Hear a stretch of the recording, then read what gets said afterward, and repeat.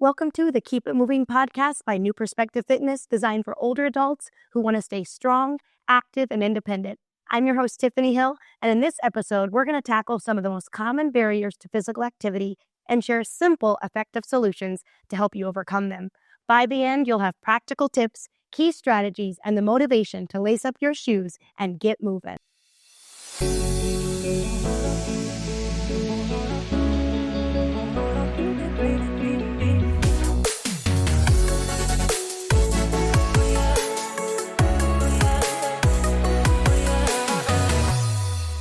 I'm here with my husband, Brian, who will introduce the Centers of Disease Control Road to Health Toolkit, Barriers to Being Physically Active quiz.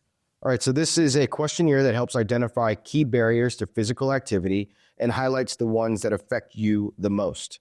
The quiz consists of 21 statements, each using the Likert scale, where you rate how likely or unlikely it is that a statement applies to you. So to help you better understand your own barriers to being physically active, you can check out the survey for yourself. So if you're watching on YouTube, it'll be in the description in the bottom. And if you're watching on SCTV, well, we'll have the email right here, and you can visit the CDC's website.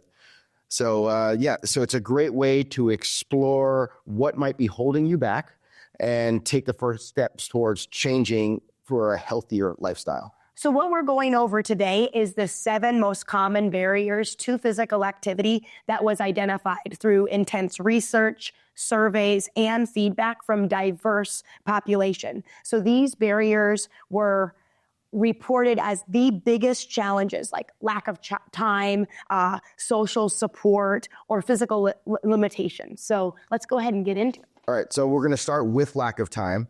And I think that's something that everybody in the world can relate to. For me, it's having 2 terrorizing monsters who I call my children, and taking care of them along with work and just even house chores and stuff like that. But these barriers are also pretty prevalent for older adults because you might be still working. You might be a caregiver yourself. You might have either children or a parent that you need to be taking care of. So what are some of the things that people can do to overcome the lack of time barrier? So the first tip is to integrate movement into your existing routine. So if you're taking a phone call, walk around while you're on the phone. If you're watching a specific TV show or a news station that you tune into, stretch at the same time that you're watching that program. If you're out running errands, you can park your car farther away from your destination to simply get in more steps. Or if you're shopping in a grocery store, shop the perimeter of the store and take a few more laps. So you're just trying to get in more physical activity to what you already do. Okay. If you're looking for something more structured and that 30 minutes of physical activity 5 days a week for aerobic, if that sounds too intimidating, then just start incorporating micro workouts. So I'm talking about a 5 to 10 minute workout. This could be done in short bursts. So if you're in your kitchen, you could do chair stands. You could do push-ups to your kitchen counter, your island, or even just lift your heels up and down. And you could do 1 minute per exercise and do that 2 times through. Or if you want something more structured, you could check out my YouTube videos. I do have a separate section that are micro workouts, and those are designed to hit specific body parts and have, for instance, we might do upper body flexibility, lower body flexibility, or a core workout. Those are 10 minutes or less. And it's good because it shows you that you don't need much time for it to be. It doesn't have to be a massive chunk of time, right? So when we say try to do 30 minutes, 5 days a week of aerobic activity, you can break that up. Yeah. Make it more manageable if lack of time is something that is a big barrier for you. So one of the other things I think when I think of lack of time, it's like, or one of the things that can help, when I got my Apple Watch and it has a fitness tracker, and you don't always need an Apple Watch. There's plenty of other ones out there. Yeah. But that one, so when I'm doing editing work, video editing work, or I'm writing something and I look down and you don't realize how long you've been sedentary. So having something like that can kind of alert you like, oh, I've been sitting down for the last hour, to like just get up and move.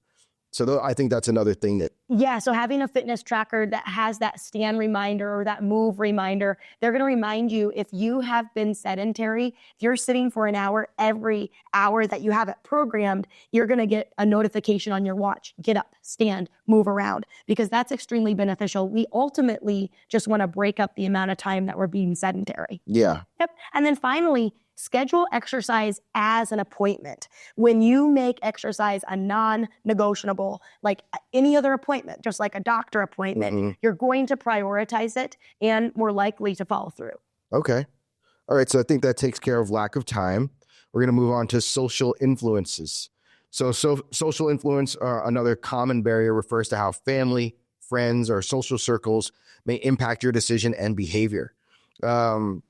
If this resonates with someone, how might they begin to address this challenge? Sure. So first of all, you need to explain your interest in being physically active with your friends and family and ask them to support you. Now, that's going to look different for everybody, but sometimes I think that we can convince ourselves that just because we haven't been doing it, we're not going to be supported by our loved ones. But let them know that you want to be more physically active and how can they support you, whether that's picking up a little bit more of household chores, giving you time, or even joining you. You can invite your friends and family to be physically active with you, so you can book a class with them or ask them to go on a walk with you. Or another fun one when the weather's nice, more up my alley, is getting involved in a charity or a local 5K run or walk. Okay. Yeah. And you can even go online, and there's a very popular program. It's called Couch to 5K or C2 5K. And it's a 9-week program that ramps you up for getting ready to, that's cool. Yeah, participate in a 5K. Now, I believe it's geared more towards someone that wants to jog, but you could tailor it for walking. Yeah. I mean, any kind of movement is good. So if you can get off the couch, it's a great thing. And then the other thing is, like, you could also just get some new friends. You absolutely develop new friendships. Like this past year, my daughter, one of her friends, I became friends with her father. And every Tuesday we went and played golf together, and we walked when we didn't ride. So it was, it's something that I love to do. I love to golf, and I often feel guilty about it. But now it's for health benefits. It is. So now it's moderate activity. It's an excuse that really does like hold up now. And then you can join like a group fitness class. You can do that stuff, a walking club. And then there's a bunch of people online too. There's online communities for you. I've seen on the Nextdoor app. So there's different apps that you could look at, and normally people are talking about which contractor did you hire, which plumber, but I'd even seen people say, hey, do you want to start a walking group? Which is really neat because that's specific to your radius within your home. Okay, cool. All right, so let's move on to lack of energy. I think also, just like lack of time, this one resonates with a lot of people. Yes. So exercise is actually going to increase your heart rate. It improves blood flow, and it delivers more oxygen and nutrients to your muscles, and it will boost energy production, and it reduces fatigue. I know it sounds counterintuitive, but if you're tired, exercise is actually going to give you energy. You're like, why would I move? I'm exhausted. I need a nap. But it's not true. You're also going to be, exercise releases endorphins. So I'm talking about, dopamine, serotonin, all these feel-good chemicals are released, and it's going to improve your mood and reduce fatigue. All right. So then one of the things that I notice when I am in workout mode, whether it's, if I'm doing Insanity or doing some of these like fitness things, or I'm just going out and going for a walk, I do feel more energized, but I also feel like I sleep better. Is there a correlation? That's not a feeling. That's actually a physiological response. So when you are consistent with exercise, physical activity helps regulate your sleep-wake cycle, and it allows you to fall asleep faster, which means that you can wake up more energized. Physical activity also helps you tap into that REM sleep, like that deep sleep that is very restorative. So is that why kids obviously move a ton? So then on a Saturday. Our son, Nico, he is just like bopping. I know. around. So that makes me think he's getting too much physical activity. We should slow him down. Because he's like, no. In the morning he wakes up and I'm like, how are you already so jacked up? Because he slept well, because he's so physically active. Okay. That's a good thing. Don't you dare. I would never. I would never. And then finally, exercise helps to regulate blood sugar levels. So I remember when, I was watching TV a lot and there would be commercials on, they would be saying, like around that 2 or 3 o'clock dip when you're exhausted, try this energy drink. Well, when you exercise, you don't need an energy drink. When you exercise, it's going to help regulate those blood sugar dips and it helps with those fluctuations. And so the more consistently you exercise, you're not going to have those intense You're not going to be as tired. Sugar. Okay. All right. So this is one that I can relate to, a lack of motivation or willpower. So, it's, there's like you plan to exercise, but suddenly you're deep into researching the life cycle of like sea otters or whatever the heck you're doing. That seems oddly specific. I am interested in nature.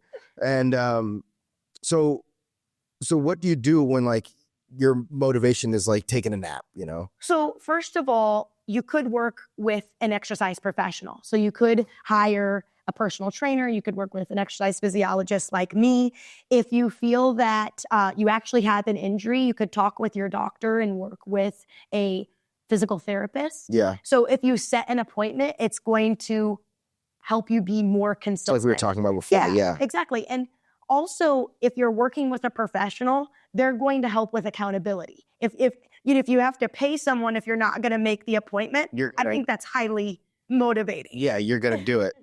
Another thing that, for me, like one of the motivation things is like I honestly just don't really enjoy working out. When I say like I'm going to go work out, it seems like a heavy burden. So for me, like in order for me to get those physical activities in, I just do things that I enjoy that are physically active. So and it's like in the wintertime, you're really good at exercising with the seasons. Yeah. So if it's wintertime, I'm going to try and go ice skating. I'll still go for hikes, just bundle up, but I like, or playing basketball, doing things like that. I don't think about working out. There's like another task in my head, which is like, oh, I need to get from one side of the ice, or I need to make this basket or score some points. I'm thinking about that instead of thinking about I'm doing this to work out. Absolutely. So when we think about barriers to being physically active, don't get so hung up on, I need to be doing 150 minutes of moderate intensity physical activity. I need to be strength training twice a week. Don't think about that. Just think movement is the goal. Yeah. We want consistency and we want to be moving the body. So if you like to dance, if you like to hike, in the summer, you do paddleboarding, kayaking, row, scull, all those things. That's amazing. Yeah. And that's and I don't think about that as, I think about that as a reprieve from my children and being out on the water and just getting out there and doing stuff, because I like you said, like we said the last one, like I feel better after I've done that stuff. Yes. And so, but there's also other things like, we think of sports, but there are things in like your daily life that you might like to do. Absolutely. So let's say a brisk walk or even the sports that we just discussed, maybe that does not appeal to you. If you do auto repair or maintenance, if you wash your car, if you paint a room, if you do light housework, gardening, all of these things constitute physical activity. You are moderately exercising. You're getting your heart rate high enough. You're stressing your lungs out enough in order for it to count towards health benefits. Yeah. So basically move. just stop sitting around watching YouTube. Unless it's an exercise channel. Okay. So then, but we also like another thing is like the motivation. Sometimes I think people go too big with what their goals are. And they're like just setting realistic goals. Yes. So setting a realistic goal is extremely important. So saying that I want to be fit, that actually it's too broad. It's too broad of a goal. And what we say in the health and fitness industry is you have to set a SMART goal. Okay. And that's an acronym that stands for specific, measurable, attainable, realistic, and time-based. So saying I want to be fit, that's not It's a too SMART broad. goal. It's too broad. It's too broad. You have to be able to track it. So a better goal would be, I am going to do 30 minutes of brisk walking 5 days a week for the next 8 weeks to improve my cardiovascular fitness. So there's something that you can track on a daily or a weekly basis. There's something that's linked to time. Yeah. So you're saying I'm going to do this over Because it's easy and it's so easily measurable when you're like, oh, I'm going to just walk for this amount of time. Then you walk for that amount of time. Right. If you just sit there and say, I'm going to be fit, it's like, will I not see that for the next 8 months? That goal doesn't seem like it's ever coming. Right. So be smart with your goals. Okay.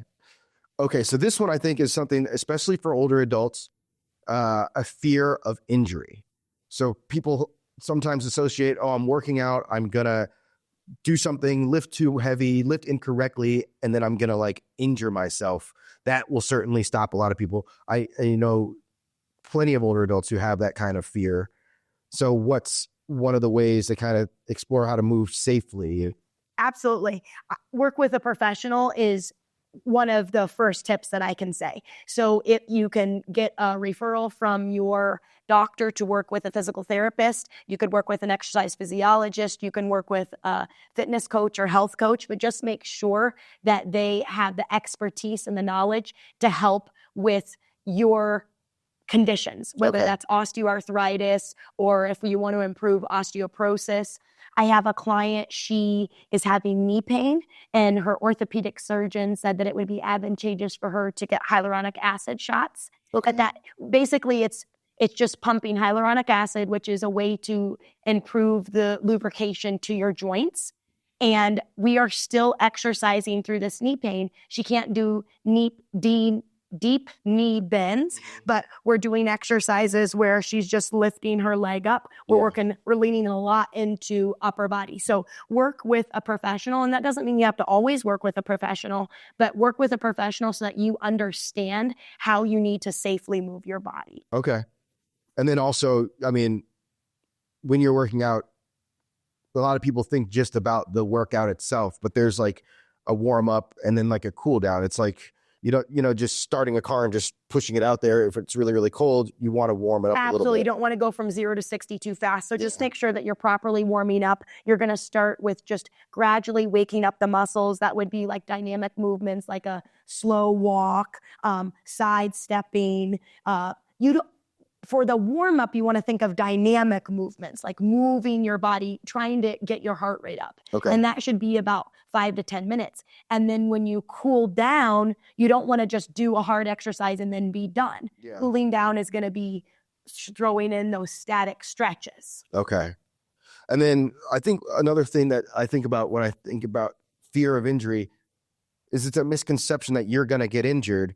Well, also, when you do these things, when you are strength training, when you're doing balance training, when you're doing flexibility training, those are things that will prevent you from getting injured. Absolutely. So this, like the fear of injury is understandable, but it's not necessarily as rational because if you're afraid of injury, then you should be moving. 100%. So the more mobile we are through our joints and the more flexible we are, the less likely we are to be injured. Also, the stronger that your muscles are, you're able to handle loads. Like for instance, a lot of people, they'll injure themselves doing something really simple that involves bending and twisting. So imagine making your bed. You could you could herniate a disc. Well, that was already brewing.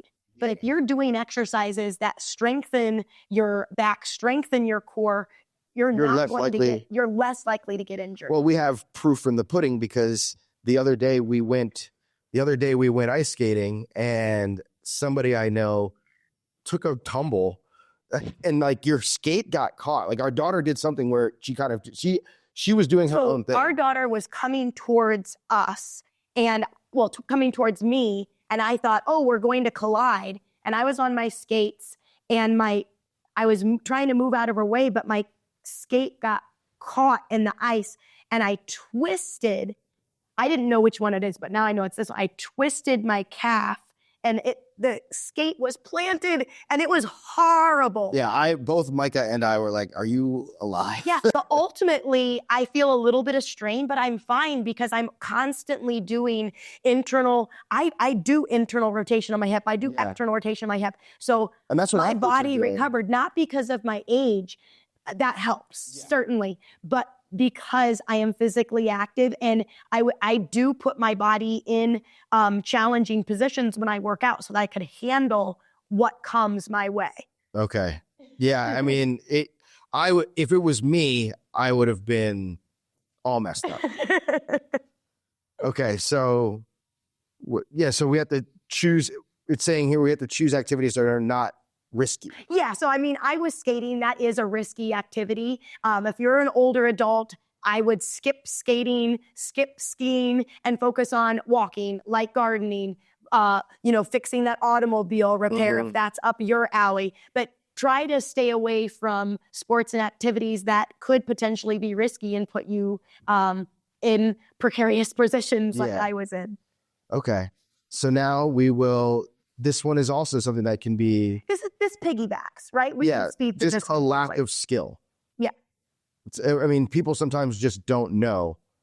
People just don't know how to do it. So yes. So if I'm actually very intimidated by sports, so if someone asks me to go out on the pickleball court, tell me the rules, but do I have the speed, agility to do it? You're definitely more athletic than me. So I choose to gravitate towards activities that don't require new skills. So, okay, this is going to get a little geeky, but there's 3 planes of motion that we think about as an exercise professional. So there's the sagittal plane. This is just forward motion. So this is walking. This would be hiking. This would be climbing stairs. That's the sagittal plane. So try to think of things in the sagittal plane. And then when we think of the frontal plane, that's moving side to side. So if you're doing pickleball or tennis, there's going to be times where you have to move from side to side. Yeah. And then there's the transverse plane, which is also going to be those rotational sports. So transverse means that there's rotation. Now you could choose gardening, which that's going to be all 3 planes of motion,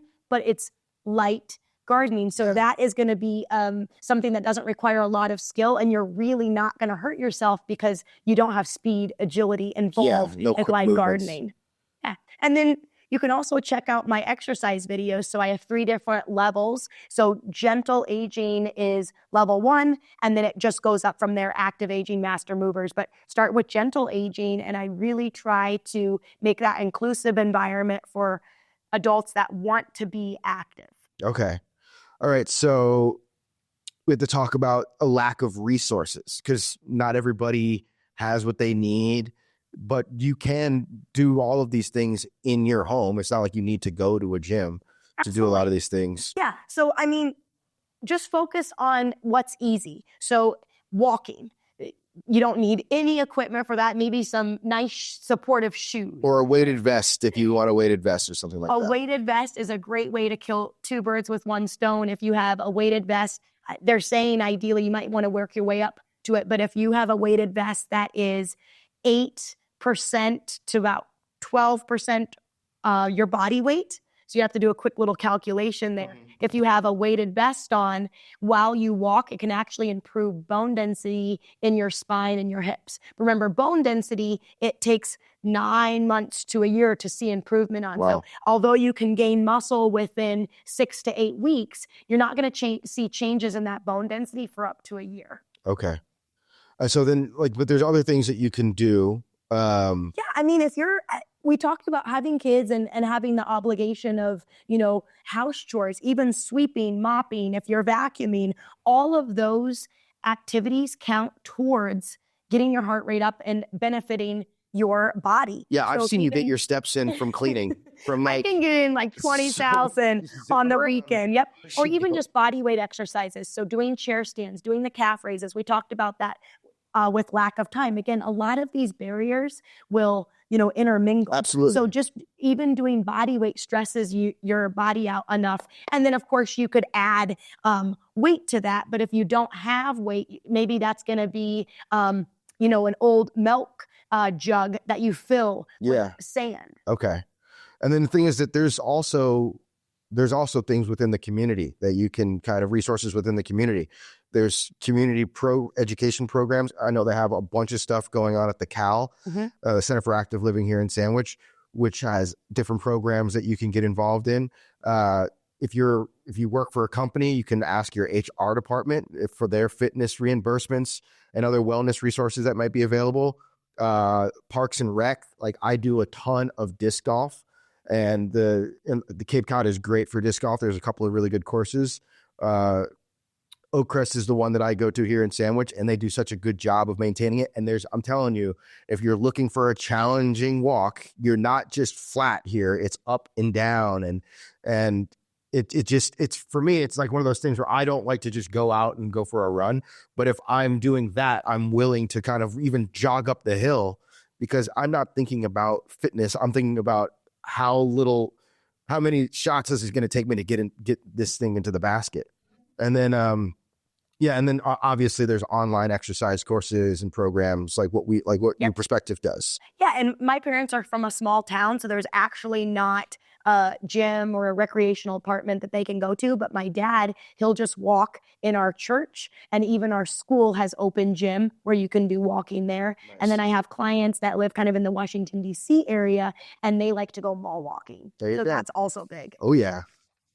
All right. So another one, and this one's just like sickness, cold and flu. So this actually isn't one of the 7 barriers, right, that was identified. But don't you think it really pertains to what's going on right now? Absolutely. Especially, during this time of the year, people are getting sick. I know you're just getting over a sickness. Absolutely. My nose is like so raw. I wouldn't shut up about it. I don't like being sick. So when you are sick, when is it safe to exercise? Like, that's the question. And there's a really simple guideline that I hope will resonate and really stick with you. So it's the neck check. So the neck check simply means that if your symptoms are from your neck above, you are okay to work out. So what does that mean? So I'm talking about like a stuffy or a runny nose, a sore throat, if you're sneezing a lot, or if you have a mild headache, it's generally safe for you to work out. But just know that you're going to be gravitating more to that light to moderate physical activity. So I'm talking about, walking, easy yoga, gentle cycling, and then intense workouts, they could actually suppress your immune system. So please stay away from those. Okay. And then if you have symptoms below your neck, so I'm talking about congestion, persistent cough, body issues, chills, nausea, upset stomach. Nobody would be that crazy to work out. If you're doing that, you're probably not anywhere on this list in terms of like barriers. It's like, this person's really still working out. That's another podcast, right? Like, know when to take a break. But if it's below the neck, that's when you want to skip exercise. If you have fever and fatigue, you need to wait 24 to 48 hours when you are fever-free without any help of medication. Okay. So the basic thing is just listen to your body. Absolutely. Listen to your body. Okay, well, that's going to take care of all of the different barriers. So that's all for this episode. Next time, we're going to explore a research study that examines what helps or hinders older adults from staying active. So you can join us. We can break it down, and we can share some practical takeaways. I'm Brian. And I'm Tiffany. And thank you so much for joining us. We'll see you next time.